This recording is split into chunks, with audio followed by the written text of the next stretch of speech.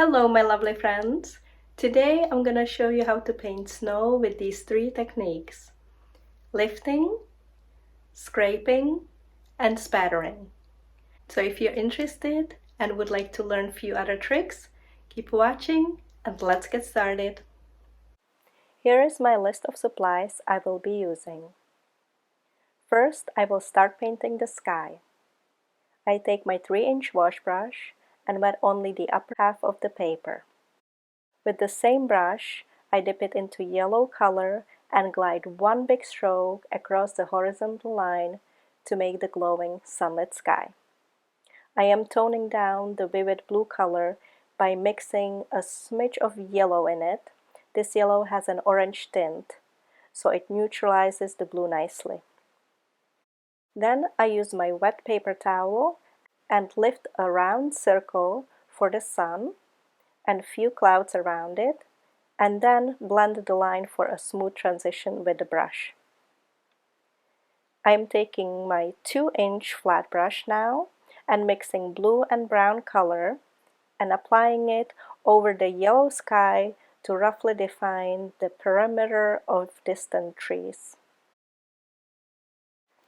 This will guide me as I go in with my smaller 3/4-inch brush and start refining the tree shapes. I'm making short, downward strokes. Some are slightly tilted and overlapping. I'm altering between blue and brown color, building up the shadows and dimensions of the trees. I want the brush marks to be visible. I am not blending them. I want to see variety of strokes and the look of a textured surface. I am playing with the color combination here, adding medium and dark tones. As you can see, the top of the trees are slightly lighter, and then it gets gradually darker toward the ground. To paint the sunlit trees, I am adding more yellow and red color to it. The grass border I paint with my dark value mix of blue and brown. Now looking at my sky, the blue color has dried and it's lighter than I would like it to be. So to fix it, I will glaze over with the darker shade of blue. I will also lift some clouds with the wet paper towel, add some yellow to the highlights reflecting in the snow. Now I move to the foreground. To paint the grass sticking out of the snow, I will use a small 1/2 inch flat brush, dip it into a blue and brown mixture with no water added, and start dry brushing it. Let me zoom in so you can see how the thick paint from the brush transfers. It makes uneven vertical marks and lines that resemble stems of long grass. Now I am evaluating the sky again and seeing that it needs more of the sunlight color in the clouds. I will be glazing over them with yellow paint and then darkening the blue sky a little bit more so the clouds can stand out. Throughout my painting process, I will often step back and evaluate the shapes and their color. It's always easy to add more color and darken the scene in the painting than it is to lighten it and lift. Here I added dark values in the shadow areas of the trees. To paint the snow, I am very loosely applying blue color to some parts of the paper and leaving few areas untouched. Some of them will remain white, and the rest I will glaze over with yellow color to suggest sun reflections. I'm also painting small grass sections in the middle of the field to add little interest to the snow area. At this stage, I am going to focus on the detail of the woodland area. Taking my synthetic 3/4-inch brush, I slightly wet it and start to lift off some of the color. I am making thin marks that resemble tree trunks and branches. Each time I remove the color, I clean my brush with paper towel and re-wet it as I go.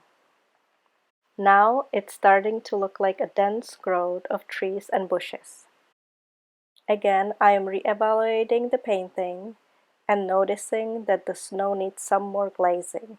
I'm using yellow color over the sunny parts. Now I'm gonna focus on painting the snow on the trees.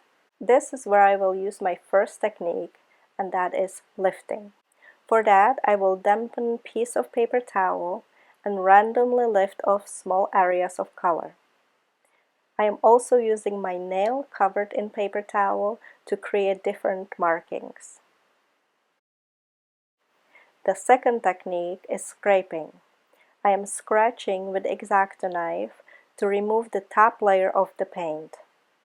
With this method, make sure the paint is fully dry and use a very sharp knife for this to work nicely. I am applying just enough pressure to scuff the paper surface. Don't go too deep or you will put holes and damage your painting, so be careful. The third technique I will use is spattering. For that, I'll take my small 6-round brush and dip it into a white, watered-down paint, and then slightly tap the brush against my finger to release a spattered droplets of the paint. This one is fun and easy, so be careful not to overdo it. The goal of using all these three techniques is to add variety and texture to my snow scene. Now it's time to paint a few focal trees. I mixed very dark color for them to stand out in front of the woodland. I added more yellow to the branches in front of the sun, where the light shines through. I'm also painting few dark lines in the forest to appear as tree trunks and bushes. Stepping back again and looking at my painting, I am happy with the background and the overall feel, so I proceed to work on the main front trees. Using the dark mixture of blue and brown, I paint simple lines with my number 6 Squirrel brush. I like this brush because it holds a lot of paint and water and makes smooth and precise marks. I'm also adding few smaller bushes around the tree. To paint the snow-covering branches, I am using 1/2 inch flat brush. I wet it and dip it into my gray mixture and lightly brush it out over the twigs, making short marks. This is the easiest way of suggesting lots of small details in the branches. Now I will balance the composition on the left side. Painting young, smaller sized trees, this side will be less prominent. I will have only one big tree across the entire painting. It's important to step away often and look at your painting from the distance. We can always add more color and detail later. It's hard to subtract if we paint too much.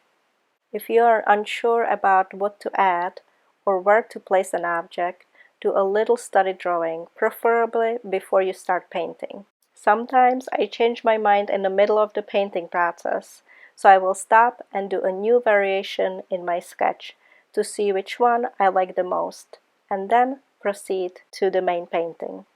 As you can see, I added some accent color to the leaves that didn't drop down before the snow fell. The orange is a complementary color to blue, so it works well in this scene. To finish the painting, I will use my X-Acto knife again and scrape along the side of the tree trunks and the branches. Here is a close-up detail. I like this method.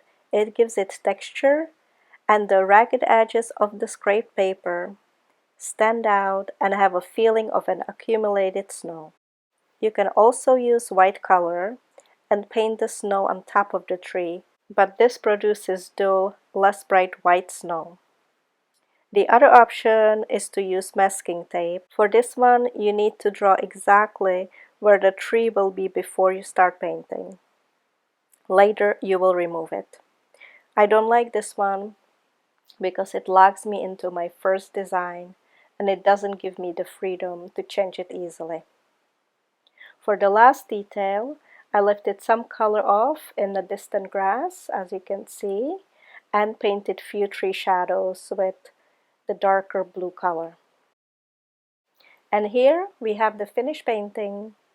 I'm happy with the serene feeling of the painting.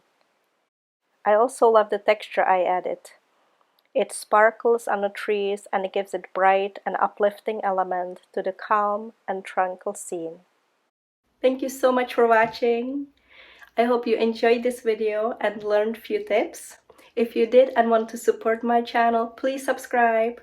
Don't be shy. Leave comments below. I read them all the time. Let me know which technique do you like the most. I would like to hear from you. So until next time, have a lovely day and happy painting!